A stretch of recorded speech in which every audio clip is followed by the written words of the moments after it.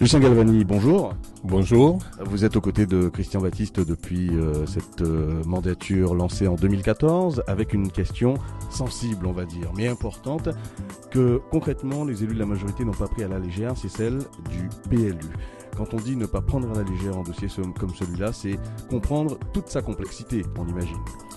Tout à fait. Depuis que, en avril 2014, après notre arrivée aux affaires de la municipalité de Sainte-Anne, le maire m'a confié avec une équipe la responsabilité de l'aménagement du territoire, de l'urbanisme et des travaux. L'aménagement du territoire se résume en un mot, le plan local d'urbanisme.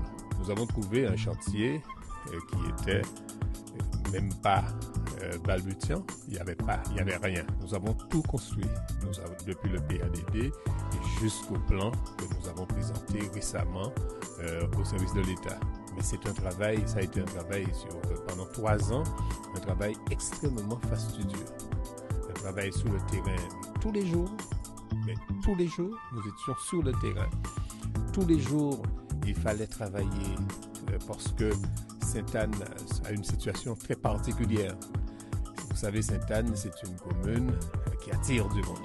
Alors du coup, depuis un certain temps, Sainte-Anne a connu une évolution démographique extraordinaire. D'ailleurs, c'est la commune qui a la plus forte montée démographique de la Guadeloupe. C'est ce qui est bon signe. Oui, ce qui est bon signe, mais en même temps, il faut s'adapter. Recevoir cette population-là demande toute une programmation, toute une organisation, ce qui, je pense, n'a pas été fait en amont. Et c'est la raison pour laquelle nous avons trouvé du travail, beaucoup de travail, puisque le développement de l'urbanisation à Sainte-Anne a été fait au coup par coup. En plus, compte tenu de la vocation ancienne de Sainte-Anne, qui était essentiellement une vocation agricole, et donc ça veut dire qu'il y a beaucoup de terres agricoles à Sainte-Anne. Avec la fermeture des usines, notamment Courcelles, ensuite Sainte-Marthe, les anciens agriculteurs ont changé de direction. Les plus anciens, c'est-à-dire les colons qui ont pu bénéficier de la vente des terres agricoles par les usiniers ont continué dans l'agriculture. Vous comprenez bien, leurs enfants, non. On vous sent très pédagogique parce qu'on a la sensation que, en dehors de ces explications, on va dire, d'ordre d'évolution démographique et historique, il y a une vraie complexité administrative quant à la publication de nouveaux plans locaux d'urbanisme. Et c'est peut-être ça que les citoyens n'arrivent pas à saisir tout le temps. Tout à fait.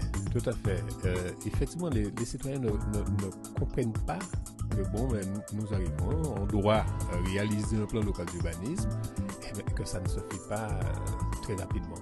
D'ailleurs, je vous l'ai dit, nous, en 3 ans, nous avons pu créer un plan local d'urbanisme. Alors que d'autres communes ont mis 10 ans, 12 ans, même voire plus, pour pouvoir élaborer leur plan local d'urbanisme. Aujourd'hui, la réalité, on en est où concrètement parce que certains écoutent l'actualité. Qu'est-ce qu'on a à dire aux citoyens sainte-annais d'ici à la fin de la mandature? Qu'est-ce qui est projeté? Mais écoutez, notre plan local d'urbanisme a eu un avis défavorable de la CDPNAF.